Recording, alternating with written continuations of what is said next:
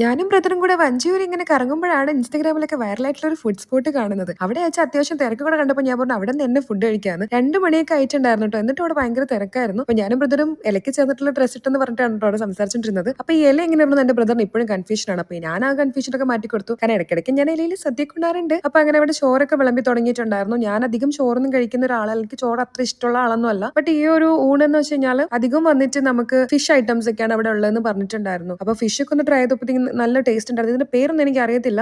നമ്മുടെ നാട്ടിൽ നവരെന്നൊക്കെ പറയത്തില്ലേ, അതുപോലെയൊക്കെയാണ്. പിന്നെ വേറെ ഒരുപാട് ഫിഷ് ഒക്കെ ഉണ്ടായിരുന്നു. അത് വീട്ടിൽ സ്ഥിരമായിട്ട് കഴിക്കുന്നതുകൊണ്ട് നമ്മൾ ആ ഫിഷ് ഒന്നും പറഞ്ഞിട്ടുണ്ടൊന്നും ഉണ്ടായിരുന്നില്ല. ഞാൻ പിന്നെ ഈ ഊണിനോട് കഴിച്ചിട്ടുണ്ടെന്ന് മീൻകറി ആയിരുന്നു. ബ്രദർ എടുത്തത് സാമ്പാറായിരുന്നു. എനിക്ക് മീൻകറിയാണ് കഴിക്കാൻ തോന്നിയിട്ടുണ്ടായിരുന്നത്. പക്ഷെ നല്ല ടേസ്റ്റ് ഉണ്ടായിരുന്നു. വീട്ടിലൊക്കെ കണ്ടിട്ടുള്ള ആ ഒരു ഹൈപ്പ് ഒക്കെ ഉണ്ട് കേട്ടോ. അതിനുശേഷം ഞങ്ങൾ പുറത്തു പോകുമ്പോഴത്തേക്കും വേറൊരു കാര്യം കണ്ടിട്ടുണ്ടായിരുന്നു. നമുക്ക് ഇവിടെ കിട്ടാത്ത പല മീനുകളും ഇവിടെ വേഗുന്നുണ്ട്. അപ്പൊ അതിൽ പ്രോൺസ് കിട്ടാത്തതിന്റെ ഒരു ചെറിയ വിഷമമുണ്ട് എനിക്ക്. സോ നോട്ട് എ പ്രോബ്ലം, നമുക്ക് നെക്സ്റ്റ് ടൈം കഴിക്കാമല്ലോ. ഞങ്ങൾക്ക് രണ്ടാൾക്കും ഈ ഒരു മീൽസിനും 4 സെറ്റ് ഫിഷിനും 360 റുപ്യ.